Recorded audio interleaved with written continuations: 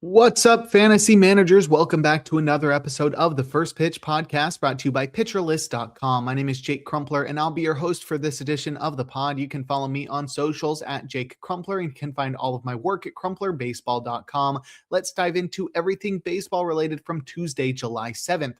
We'll start it off, as always, with the transactions, injuries, and news and notes from around the league, kicking things off with the bad news as shortstop Connor Griffin is back on the 10-day IL, this time with a torn finger tendon, which he suffered while making an incredible diving play. It's a pretty severe injury for Griffin, which is super unfortunate. He's expected to miss 8 to 10 weeks with this torn finger tendon. So with Connor Griffin out of the Pirates lineup, shortstop Jack Brannigan was recalled from the minors. He's the Pirates' number 22 prospect, according to MLB Pipeline. Brannigan is super toolsy, but he hasn't been able to stay healthy and he strikes out too much. So not only will he not be guaranteed an everyday role or even a regular role with the Pirates, but also there are clear deficiencies in his game. To replace Griffin directly, Jared Triolo will take over as the Pirates' everyday shortstop.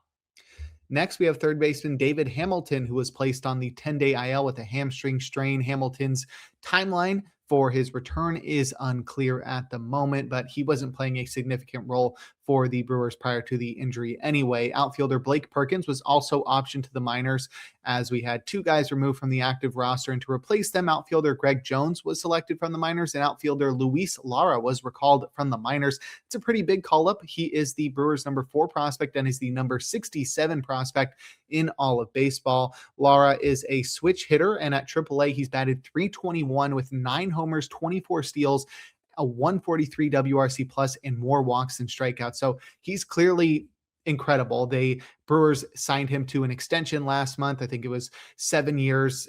It was not that much money because it was a pre-debut extension, but he looks legit. The only problem is I don't know how Lara gets into the lineup. He's super versatile. He's a switch hitter. He clearly has great plate discipline, power, speed, batting average, etc. But they got Jackson Chourio, Garrett Mitchell, and Sal Frelick in the outfield with Christian Yelich at DH. So there's not really a clear path to playing time. Maybe Lara is on the short side of a platoon in center field with Garrett Mitchell, but as a switch hitter, you're not really maximizing what he can do on the field, as he'd just be limited to batting right-handed. So we'll see what the Brewers do. He started in one of their 2 games of their doubleheader yesterday, but Lara has a ceiling that seems to be as high as just about anyone's. And lastly, outfielder Byron Buxton was placed on the 10-day IL with a hip strain. He was healthy all year, which is not something you can usually say about Buxton, but you're pretty much guaranteed an IL stint at some point. Luckily, it's right before the All-Star break, so maybe some of that IL stint will be diminished by the All-Star break, so he should only miss 7 games or so, and then the All-Star break will allow him to avoid missing any more than that. So let's hope that Buxton is back quickly from his hip strain. To replace Buxton, we'll see some sort of shortstop center field combo platoon for the Twins, with Tristan Gray on the strong side of a shortstop platoon and Ryan Kreidler on the strong side of a center field platoon, and then switching over to shortstop against left-handed pitchers, while Kyler Fedko takes over in center field versus southpaws. Outfielder Alan Roden was optioned to the minors, or was recalled from the minors in a corresponding move. In terms of transactions, first baseman Jorge Polanco was activated from the 60-day IL after missing nearly 3 months with a wrist contusion and subsequent Achilles bursitis. Polanco will be the Mets' everyday designated hitter moving forward, and shortstop Ronnie Mauricio was optioned to the minors in a corresponding move. This is likely to cut into Mark Vientos' playing time the most. Next, starting pitcher Mike Burrows was optioned to the minors after allowing 10 runs in his last start, inflating his ERA on the season to 5.99 through 17 starts. Really not been the breakout season we expected from Burrows after the Astros acquired him via trade from the Pirates in the offseason. Reliever Alimber Santa was recalled from the minors in a corresponding move, and it looks like Christian Javier is likely to be someone who will shift from the bullpen to the rotation to replace Burrows. So once we see Christian Javier fully stretched out, he should be replacing Mike Burrows in the Astros rotation. Next, starting pitcher Owen Murphy was optioned to the minors. He's the Braves' number 6 prospect, and he made his MLB debut on Monday and took the loss, pitching the 10th. I expect them to use him as a starter the next time he's up, so they're going to let him go back to the minors and pitch as intended as a starting pitcher. Reliever James Karinchak was recalled from the minors in a corresponding move. Next, shortstop Jake Wilson was active. Jacob Wilson. I definitely am somebody as a fellow Jake who is like, yo, if your name is Jacob, own up to that. My full name is Jake. We got too many Jakes already. Just stick with Jacob, buddy. That's my own fault for stumbling over that one. But shortstop Jacob Wilson was activated from the 10-day IL after missing the minimum time with thumb inflammation. Wilson will take over as the A's everyday shortstop, while Alika Williams heads to the bench and catcher Brian Serven is optioned to the minors. In other A's news, starting pitcher Jacob Lopez was recalled from the minors. He is likely to pitch out of the bullpen as the A's currently have a pretty set in stone 5-man rotation at the moment. Starting pitcher Cade Morris was optioned to the minors in a corresponding move. And lastly, outfielder Yohendrick Pinango was optioned to the minors. Jonathan Clase will replace Pinango on the strong side of a left field platoon with Miles Straw for the Blue Jays. And reliever Chad Dallas was recalled from the minors in a corresponding move. And in terms of news, reliever Brad Keller is expected to be activated from the 15-day IL today. He has missed the past about a month with forearm tendonitis. So Brad Keller back to being one of the top setup options in the Phillies bullpen. Now we can take a look at our notable performances from Tuesday, a day in which we had a packed slate of 16 games as we had a doubleheader between the Brewers and the Cardinals. We'll start it off with our hitters, leading off with DH Kyle Schwarber, who helped the Phillies to win in Cincinnati, going 2 for 4 with a run, a home run, and 2 runs batted in. Of course, got to mention Schwarber when he extends his MLB leading home run total up to 31 now, as this one traveled 408 feet at 112 miles per hour. So Kyle Schwarber up to 31 homers on the season now. Next, we have first baseman Ryan O'Hearn, who helped the Pirates to win against the Braves, going 4 for 5 with 3 runs, 3 home runs, and 10 runs batted in. O'Hearn is up to 16 homers on the year now. The first one went 384 feet at 100 miles per hour. The second one went 415 feet at 105 miles per hour. And the last one went 373 feet at 101 miles per hour. O'Hearn had a career night, becoming the first Pittsburgh Pirate with double-digit runs batted in. This game quickly made 2026 O'Hearn's best offensive campaign. He's now just 1 home run shy from tying the career high he set last year, and his WRC plus is at a career best. Oddly enough, O'Hearn's StatCast metrics haven't improved at all. They've actually gone the opposite way. He is pulling fly balls more than ever, allowing him to maximize his power, but there isn't much supporting O'Hearn's career best 293 batting average.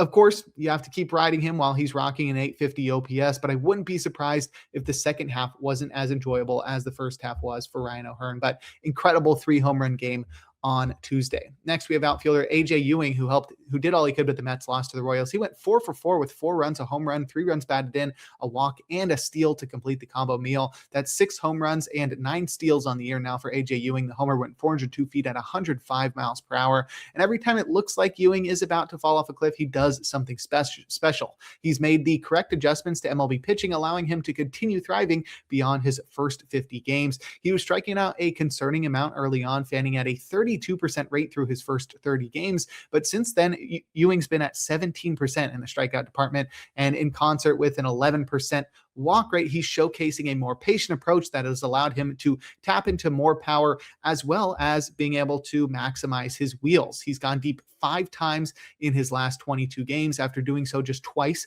in his first 30 games. And while his batted ball metrics aren't spectacular, they're enough in concert with that aforementioned speed and contact ability to make Ewing someone worth rostering universally.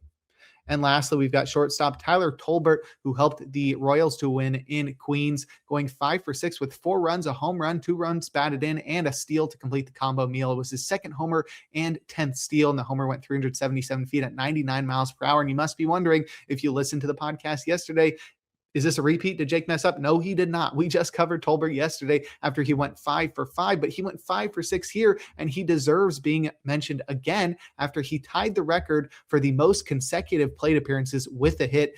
Tolbert went 12 straight plate appearances with a hit, tying Walt Dropo's record from 1952. Tolbert didn't really put on a hitting clinic, though, as, yeah, he did belt 2 home runs, something he rarely does as a guy who doesn't have a lot of pop, but half of those 12 hits were infield singles that he beat out with his elite speed. I went back and I watched all 12 of those plate appearances, and it was just, slow dribblers to the left side that he was able to leg out. He did it 5 or 6 times. It was pretty incredible, but not something that you would expect to be sustainable moving forward. Luckily, Tolbert does have incredible speed, which is the only tool I think his is worth chasing in fantasy and only in the deepest of leagues, especially because he doesn't have a path to everyday playing time for the Royals. But it was dope to see a pretty much unknown player set such an impressive record. And I wonder how Tolbert will follow this up and if as a result, he gets to see more playing time. But if you'd like a breakdown of other notable hitting performances from Tuesday, check out the Daily Batters Box article over on PitcherList.com. Now we'll head to the mound and check out some notable starting pitching performances, opening with Jacob Misiorowski, who helped the Brewers to win in St. Louis, tossing 7 innings, allowing 3 hits and 3 earned runs, walking nobody while fanning 11. He induced 16 whiffs with 29% CSW across 103 pitches, and Misiorowski averaged 101.9 miles per hour with his fastball on Tuesday. I don't think anybody's ever done that before. Nearly 102 miles per hour on average with the four-seam fastball. That's incredible stuff from Misiorowski. He's got the best ERA in MLB at 1.62. His 0.76 whip is the best mark in baseball. He's also got the best batting average against and the most strikeouts at 167 strikeouts. He's also tied for the MLB lead in wins, technically only among starters, as his teammate Aaron Ashby has 12 out of the bullpen, and Misiorowski is also 5th with 111 innings pitched this year. He's clearly been the best pitcher in baseball in 2026. Next, we have Zach Wheeler, who helped the Phillies to win in Cincinnati, tossing 7 innings, allowing 4 hits and 1 earned run, walking nobody while fanning 14. He induced 20 whiffs with 37% CSW across 104 pitches, and Wheeler earned the King Cole by leading baseball with that 37% CSW on Tuesday. He had a revenge game against the All-Star Game voters. He was snubbed out of the All-Star Game, and as a result, he said, you know what, hold my beer, watch me do something crazy. Wheeler tied his career high with 14 strikeouts on Tuesday as he dominated with four-seamers, sweepers, and splitters. And despite being held out of action for the first month of the season, Wheeler now has 9 wins, a 2.28 ERA, a 0.91 whip, and a 29% strikeout rate through 14 starts. Incredible production. If whoever had the gall to take the chance on Wheeler in the draft season, they are definitely paying the dividends now. Next, we have Taj Bradley, who helped the Twins to win against the Guardians, tossing 7 innings, allowing 3 hits and 1 earned run, walking nobody while striking out 10. He induced 25 whiffs with 36% CSW across 101 pitches, and Bradley earned the Gallows pole by leading baseball with those 25 whiffs. Bradley continued what has been another hot streak driven by improved control. That's a 2.25 ERA, a 0.88 whip, and a 35% strikeout rate across his last 4 starts. Elite numbers. This one was driven by bonkers dominance from cutters. They induced 17 whiffs and a whopping 64% CSW, which are ridiculous numbers for a single pitch to put up, even especially so as it wasn't even his primary offering. Splitters weren't great in this one with sub 50% strikes, but they still found 6 whiffs, while four-seamers kept him competitive all game by earning strikes.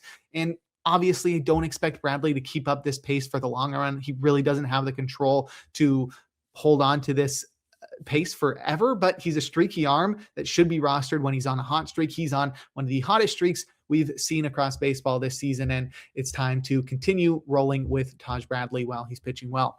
And lastly, we have Ian Seymour, who helped the Rays to win against the Yankees, tossing 5 1/3 innings, allowing 5 hits and 3 earned runs, walking nobody while striking out a dozen batters. He induced 17 whiffs with 36% CSW across 94 pitches. And Seymour has been cooking recently, and he took his game to another level against the mighty Bronx Bombers with a career-high dozen strikeouts. His main trio of pitches cooked, four-seamers generally landed upstairs for 7 whiffs and 43% CSW, leading the way in both categories, as changeups led with 5 strikeouts via 5 whiffs and 38% CSW. But his feel for the zone with the slow ball hasn't been ideal recently, as they've eclipsed 55% strikes in his last 3 starts. They have not eclipsed 55% strikes in his last 3 starts. So not the best control from Seymour on his signature changeup. But the last musketeer is the sweeper, which racked up 4 whiffs and 39% CSW. And the breaker's development this year has been the biggest factor in his emergence as a starter, giving him a true weapon versus left-handed batters and allowing him to find support when his changeup or four-seamer aren't cooking. Luckily, all 3 were cooking here, allowing him to strike out 12 batters. We haven't really seen Seymour's weaknesses exposed yet, but for now, we're going to keep sending him out there while he's dominating. But if you'd like a breakdown of every single start from Tuesday, give the Plus Pitch podcast a listen and check out Nick's daily SP roundup over on PitcherList.com. Now we'll head to the bullpen and check out the relievers that got saves and the closers that pitched outside of save situations or blew their saves. Starting with the former, Abner Uribe recorded his sixth save with a hitless ninth. Trevor McGill was unavailable after pitching on back-to-back days and in 3 of the past 4. Trent Thornton pitched a perfect ninth for his second save. Jacob Webb did pitch in that one, recording the final out of the 7th for his 6th hold. It might be just a straight-up closer committee for the Cubs right now with Thornton, Webb, and Caleb Thielbar in there as well. Brian Baker pitched a scoreless ninth for his 24th save. Josh Hader got the final out of the game for his 10th save. Yohan Duran had a scoreless 3-strikeout ninth for his 22nd save. Yoendrys Gomez got the final out of the game for his 10th save. Mason Miller recorded his NL leading 23rd save with a perfect ninth. And lastly, Jordan Romano recorded a scoreless ninth for his 6th save. And in terms of closers to pitch outside of save situations or blow their saves, Louis Varland pitched a perfect ninth up by 6. He hadn't pitched since last Friday, so this might have been a maintenance outing for Louis Varland. Pete Fairbanks pitched a scoreless ninth in a tie game that the Marlins would win in 10 innings. And lastly, Andres Munoz pitched a perfect ninth in a tie game the Mariners would lose in 10 innings. But if you'd like more information on relief pitchers, check out Rick Graham's daily articles over on pitcherlist.com. And before we look forward to today's games, we're going to take a quick break. Now we'll look forward to Wednesday, July 8th, a day in which we'll have a full slate of 15 games. My matchup of the day is Dylan Cease versus Logan Webb. We got a pair of aces squaring off. Both of these guys have great production, but they get there in very different ways. So it'll be interesting to see these guys square off against each other. You have a ground ball command type arm from Logan Webb.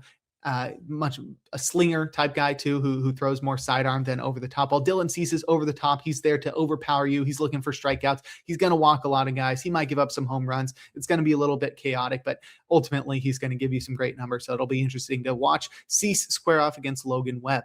In terms of probable starters, we've got 7 guys in the auto starts tier, including Cease and Webb. We've also got Chase Burns versus the Phillies, George Kirby in Miami, and Kyle Harrison in St. Louis. Our probably starts tier has 9 guys, and that's where we'll find our streamer of the day in Connor Prelip versus the Guardians. He just took down the Rockies with 20 whiffs, and while you can say blame it on the Rockies there, Prelip's slider command looked improved after it had been missing for a while, and curveballs stepped up big time to pair with his four-seamer and slider to give him 3 offerings to take down batters. And while the Guardians lineup is not that great, that should help Prelip find more success here as well. There's still the little bit of hesitation that, maybe that last start was just fluky because of the Rockies, but I think it's worth taking the chance. Prelip versus the Guardians. I'd also keep an eye out for Jared Jones versus the Braves. His stuff is undeniable, but he's just not been able to execute it this year. Lack of command, lack of control, lack of efficiency from Jared Jones as he's not worked deep into starts, but the Braves lineup struggled massively in June. It was the worst offense in baseball. So hopefully that continues here and Jared Jones is able to eclipse 5 frames. If you're looking for a pitcher with an opener, I think we'll see Randy Dobnak have an opener for the Royals in New York against the Mets. It's not one that I would target though. In terms of hitter suggestions, I'd look at Phillies and Reds hitters in Great American Ballpark. It's one of the best hitters parks in baseball. We'll see a bullpen game from the Phillies. There's no announced starter. Fangraphs doesn't have anything. Either we could see Alan Rangel called up, but we could also see Andrew Painter recalled. I think Rangel is less likely because he only has one option left. So if he gets called up, he can only get sent back down one more time, whereas Painter has 3 options. He's looked solid in his 2 AAA starts. So if he gets called up, he'll square off against Chase Burns in that one. And really, I only like this matchup for hitters because of the park. And I'd also target Tigers hitters versus Jeffrey Springs in Comerica Park because Springs has a 5.79 ERA. Now we can close things out with our relievers to watch. Josh Hader has pitched in 3 of the past 4 days, and so has Brian King. So if the Astros want to give those 2 southpaws the day off, they can turn to Brian Abreu or Steven Okert in the 9th. Next, Jordan Romano has pitched in 3 of the past 4 days. So if the Rockies want to give him the day off, they will turn to Antonio Senzatella or Jimmy Herget. And lastly, Mason Miller has pitched in 3 of the past 4 days. So if the Padres want to give Miller the day off, Adrian Morejon could get a shot at a save for the Padres on Wednesday. But that'll do it for today's episode of the First Pitch Podcast. Make sure to head on over to pitcherlist.com to check out all the great articles and features we have on the site. Sign up for PL Plus or PL Pro to gain access to the Discord and to support the Pitcher List staff. You can follow me on socials at Jake Crumpler, where I do daily SP streamers and I break down every single start via the Pitcher List stats player cards. Tune into YouTube tomorrow and every day for a new installment of the podcast, and make sure to enjoy the day as we are blessed with another day of baseball.